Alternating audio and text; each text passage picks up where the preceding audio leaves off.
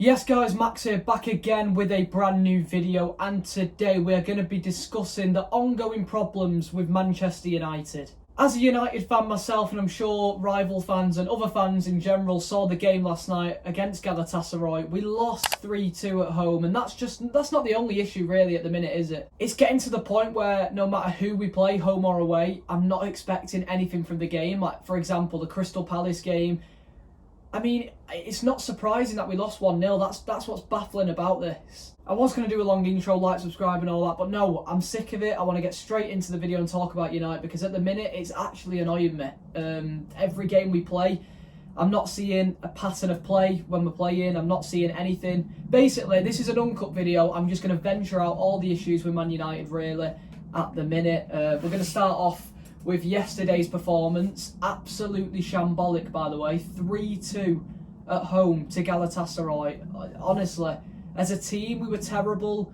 I think Ten Hag got it wrong. We're going to go on to Ten Hag in a bit, but overall, it was just shambolic. I mean, I don't even know what to say about it, really. We're going to start off with Onana. I mean, what have we bought him for? It's early days, I know, but basing him off the season so far, he's been terrible, to put it straight. He's not been good at all. We've replaced David De Gea, golden glove last year, with 17 clean sheets, and we've replaced him with Onana because everyone was like, De Gea, he can't play out from the back, he can't do this, he can't do that. Onana can't either. We bought him, we paid 50 million for his distribution, and so far I'm not seeing it whatsoever. Two of the goals yesterday were probably his fault. I mean, not the goals. I think the third one he should have saved. The second one he probably, maybe, I don't know. I think we're being a bit harsh on that one. But he gave the penalty away, basically. A lazy pass to Casemiro, intercepted, resulted in a red card, resulted in a penalty. So he's trying to play this expansive football. Ten Hag obviously believes in him, but it's just not working. I mean, I've said this for a while. The Manchester United goalkeeper position is the most scrutinised position in probably football, because we've seen so many keepers succeed, but we've also seen so many world-class keepers fail. I mean, David De Gea was here for what, 10, 12 years, and we've just replaced him like that. The way he was treated at the club, I'm not even going to get into that, because the way David De Gea was treated by United, obviously they sent him on holiday, say you're getting a new contract. He goes on holiday, and while he's away, they've said they're ripping the contract up, they're not going to hand him a new one.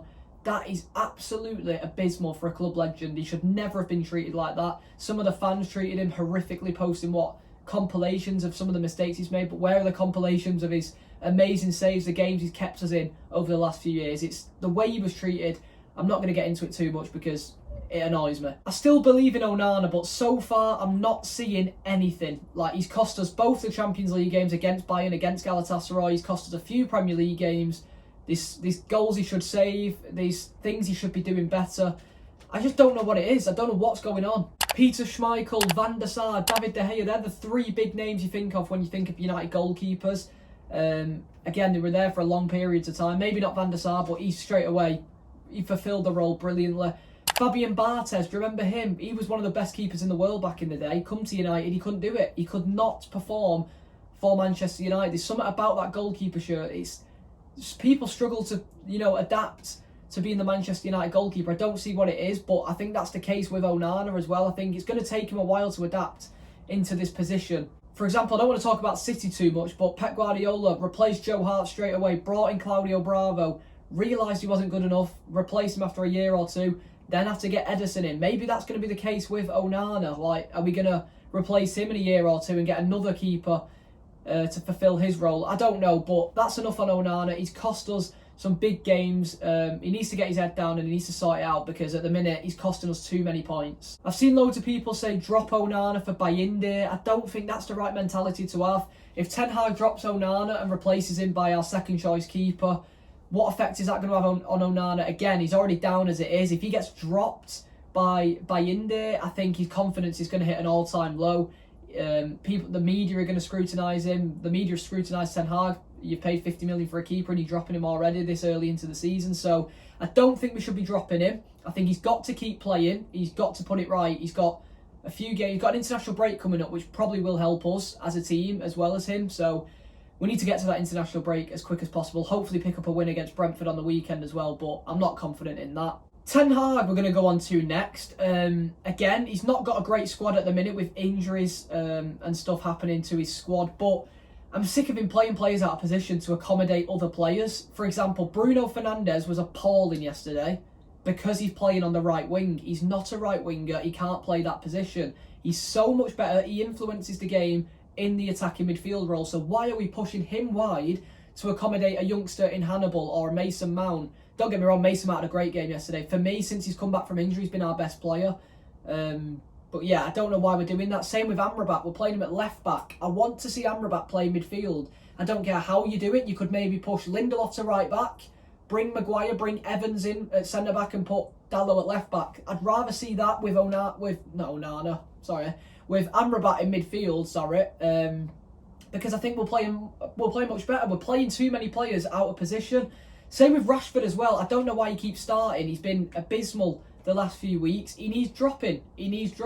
Bring him on for the last 20 minutes. Reverse the roles with him and Garnacho. Let Garnacho start. Bring him off after 60, 70 minutes and bring Rashford off the bench. I think you're going to have to do that. Otherwise, it's just creating a bad environment at the club. He's starting his favourites. Obviously, every manager has favourites, but sometimes he needs to have the balls to drop some players. So yesterday, I think he did get it wrong a lot. Really wrong. I think the subs he makes as well, he always makes them too late. Martial, why is he coming on with 4 minutes to go? Bring him on in the 70th minute.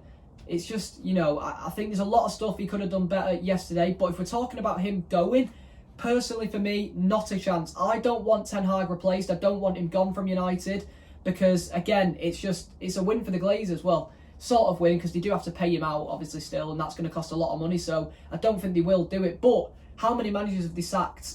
And it's just the same problem. The last 2 years, or the last a year, have a good first year. Second year, they just fail. Give Ten Hag time. Let him cook for a bit. He's got his signings in. Let him work wonders with the squad. It's going to take a while. We're probably going to have a really bad season this year, I think. Europa League football's looking likely. We might not even get that. We're bottom of the group at the minute. Premier League, I don't see us getting Europe. Maybe Conference League at the minute. But we are shambolic. Something needs to change quick. Because a lot of fans are starting to turn on Ten Hag, turn on the squad. I'm sticking by Ten Hag at the minute. I think he got it wrong yesterday, but that doesn't mean I want him gone at all. I just hope on Saturday we play a different way because I'm still not seeing a pattern of play with Ten Hag yet. I'm not seeing what I saw at Ajax. I want us to play better. We saw a glimpse of it against Palace in the Carabao Cup last Tuesday, but other than that, we've not seen it all season. Last year there was a few moments, but again, we are relying on a moment, for example, like a Rashford goal last minute. We're relying on all these things. I want to see us play as a team. I'm going to talk about Rasmus Højlund now as well because unbelievable player. Absolutely unbelievable player. An unreal striker performance, holding up the play, beating his man. The goal, his second goal, for example, unbelievable. He sprang from the halfway line all the way and scored that goal. It's so good. I like to see that, and I'd like to see Rasmus Højlund scoring the goals at such a young age. He's adapted well to Manchester United so far, and I hope he keeps bagging goals because he was let down massively yesterday. He did not deserve to lose at all. The players let him down, the manager let him down yesterday, and I feel for Højlund because he carried us. He literally scored both of our goals. He had a third one which was unreal. He sat the defender down, stuck it top corner. He had that one disallowed as well, so he should have had a hat-trick. He's our top scorer in the Champions League, and we just need to feed him more. I feel for him. He's always in a graveyard shift. None of our wingers or our midfielders create any sort of chances for him. Yesterday was the first time we saw glimpses of it. I mean, the second goal he created himself. The first one, Rashford, decent little ball in, great header. But yeah, we need to create more chances for Højlund because at the minute he's in a graveyard shift every week. We've been seeing it with every striker we've had has been in a graveyard shift the last few years. Martial, Cavani, Ronaldo at times. They've all been in graveyard shifts because we don't create chances. Finally, I just want to talk about Jadon Sancho because at the minute I'm getting quite pissed off with Jadon Sancho, massively. Apologise to the manager. There is no way he should have done that. I mean, I was going to make a video on this, on its own, but I can't be bothered with it. I don't know what he's doing. He's going to be gone in January, good riddance. If he's not apologising to the manager, he's on 350k a week.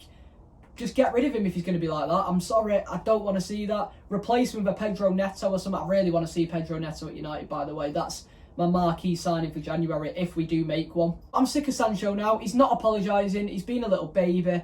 And quite frankly, just let him sit out. If he's not going to apologise, then so be it. I'm not going to get into the Glazers because that is a problem in itself. I want to do a whole video on that in the future. For now, I'm leaving them because they make me feel sick when I talk about them. Not a chance. The Glazers are happy with we win, lose, draw. It doesn't matter. It doesn't matter to them. They're still getting money. They've still got a massive global fan base around the world. So they're winning, they're still getting money. I don't want to talk about them because they make me feel sick. But yeah, that's it guys. Hope you enjoyed. I mean, I don't know what you're going to enjoy about me venting my frustration about the club, but hey ho, I'm here. Hopefully we can beat Brentford just before the international break on Saturday. I'm not confident. I'll take a 1-0 win off Højlund's eyebrow at this rate. I'll take anything. But yeah, hopefully you enjoyed.